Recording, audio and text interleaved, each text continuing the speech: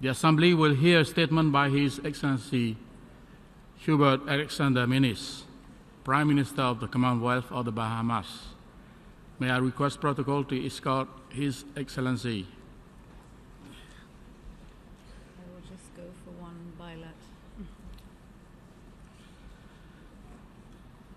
I have great pleasure in welcoming the Prime Minister of the Commonwealth of the Bahamas, and I invite him to address the General Assembly.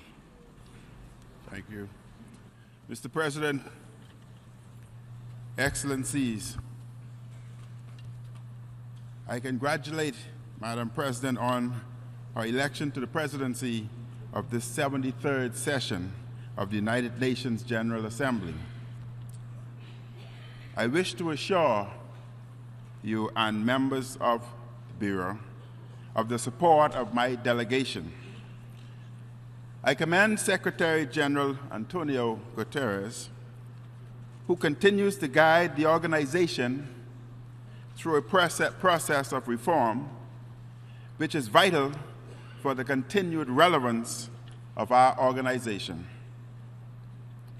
I also pay tribute to the late Kofi Annan for an immense contribution he made to the UN and the global community.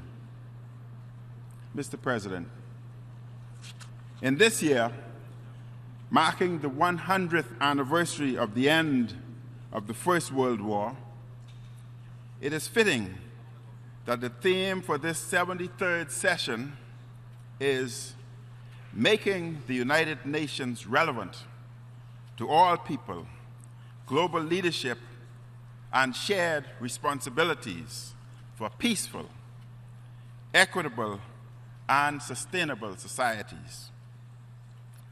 One of the painful lessons taught by the two world wars was the necessity of nations working together to minimize conflicts and to promote economic and social development. The relevance of the UN to the global community is without question. This is not to say, Mr. President, that we ought not to strive to achieve more. This is an imperative. As nations, we must intensify our deliberations and commitments to addressing climate change. Climate change is a clear and present danger to us all, but in particular to low-lying coastal nations like the Bahamas. We see this in rising sea levels, the loss of coral reefs, the increased volume of acid in our oceans, and more severe and frequent hurricanes and typhoons.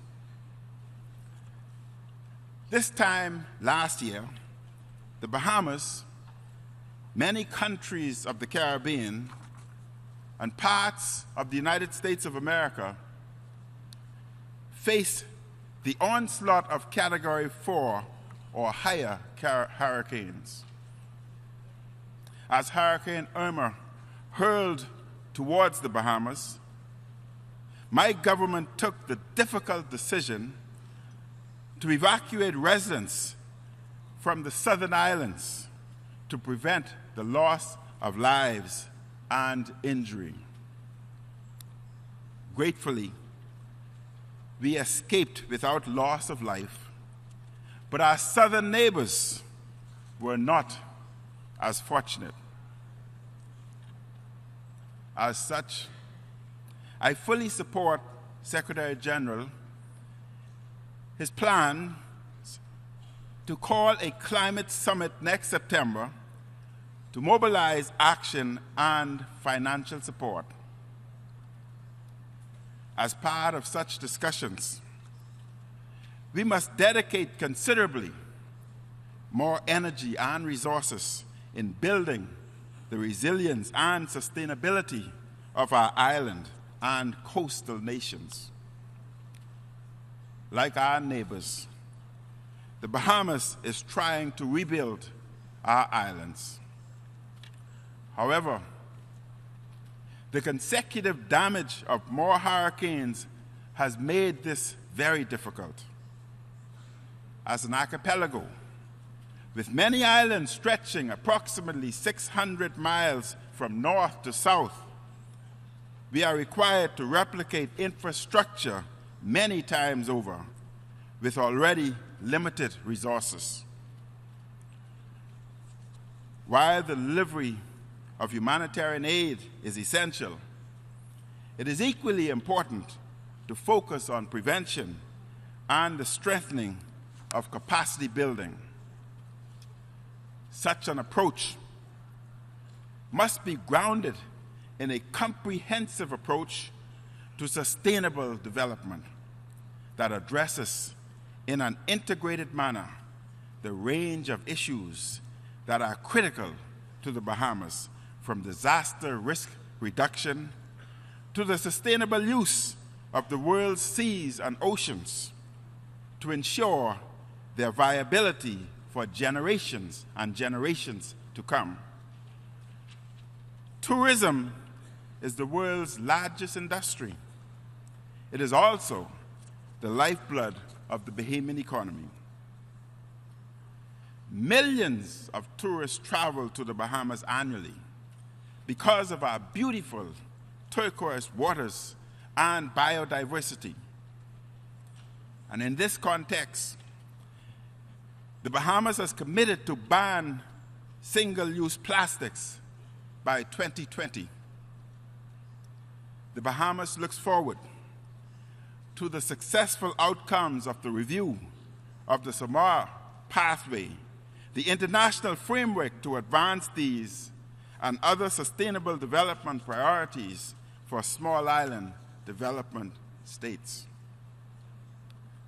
The Bahamas will also advocate for a strong outcome of the Intergovernmental Conference on an international, legally binding instrument under the United Nations Convention on the Law of the Sea, on the conservation and sustainable use of marine biological diversity of areas beyond national jurisdiction. Mr. President, earlier this week, I participated in the Bloomberg Roundtable on building resilience, resilient economies, and preserving marine ecosystems in coastal Commonwealth nations. I commend such dialogue. However, I must stress that the Bahamas and our neighbors are being beaten twice for circumstances not of our own making. It is not our island nations that are primarily responsible for the climate change, which results in the scourge of hurricanes and other natural disasters.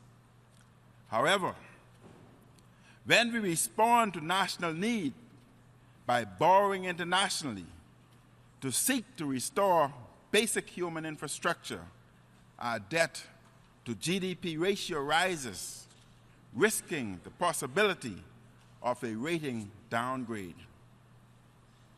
This limits our ability to provide for ourselves, except we are burdened with a price tag too heavy to be borne. Mr. President, a relevant UN should urgently facilitate a meaningful dialogue on the international stage to establish a workable solution.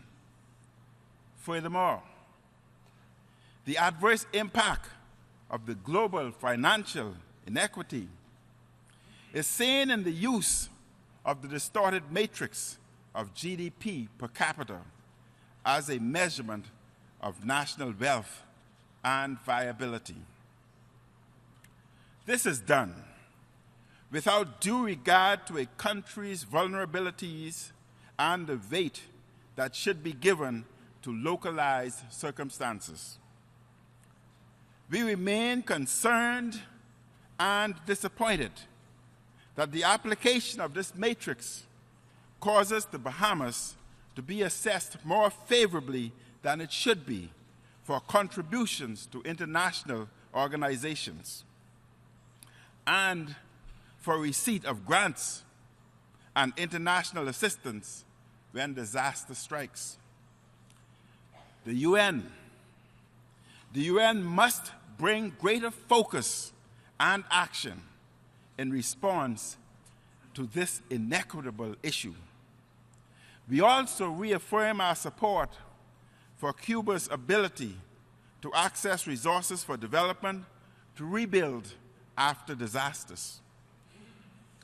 Similarly, notwithstanding the strong and unwavering commitment to the integrity of our financial services industry, the Bahamas, like other jurisdictions, is in an uphill battle to avoid being blacklisted as a non-cooperative jurisdiction for tax purposes. The goalposts for cooperation are constantly being moved. They are inequitably applied with unfair advantages to some and disadvantages to others. The Bahamas remains committed to international tax transparency and cooperation, exchange of information and international regulatory standards, as well as to conduct business in a fair, transparent, and competitive manner. Madam President, the Bahamas is comprehensively seeking to offer greater opportunities to our disadvantaged urban centers through revitalization, economically empowering, and poverty alleviation initiatives. These initiatives have been designed to be consistent with the Sustainable Development Goals. My government is committed to the SDGs and will continue to work with the UN and other international partners and domestic stakeholders towards implementation.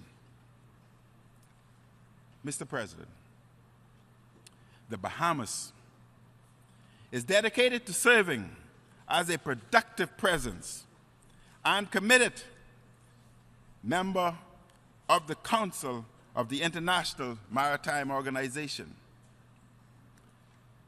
We have presented our candidature for re-election to Category C in the elections in 2019.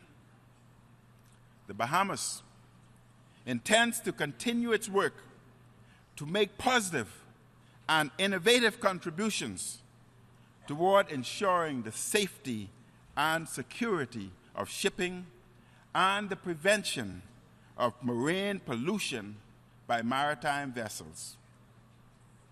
The Bahamas remains committed to the protection and promotion of human rights and to gender equality. The geographical location of the Bahamas has made us particularly vulnerable to illegal migration. We have been embattled by this for decades.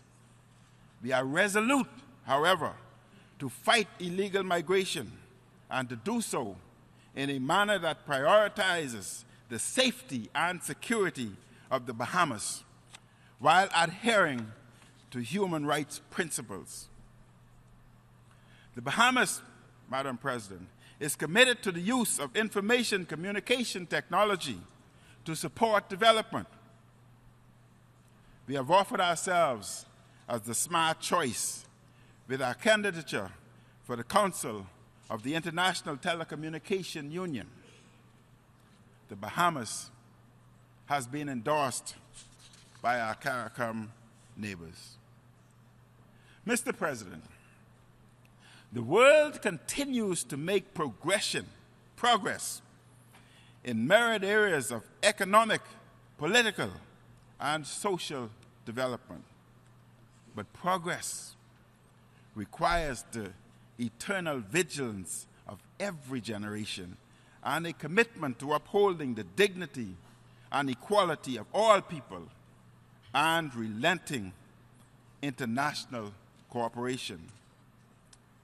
I wish to reaffirm the commitment of the Bahamas to the principles enshrined in the charter of this great organization.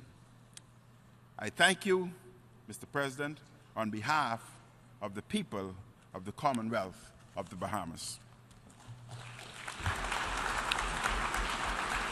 On behalf of the General Assembly, I wish to thank the Prime Minister of the Commonwealth of the Bahamas for the statement just made. Request protocol to escort His Excellency. The Assembly will hear a statement by His Excellency Thomas Motsoahe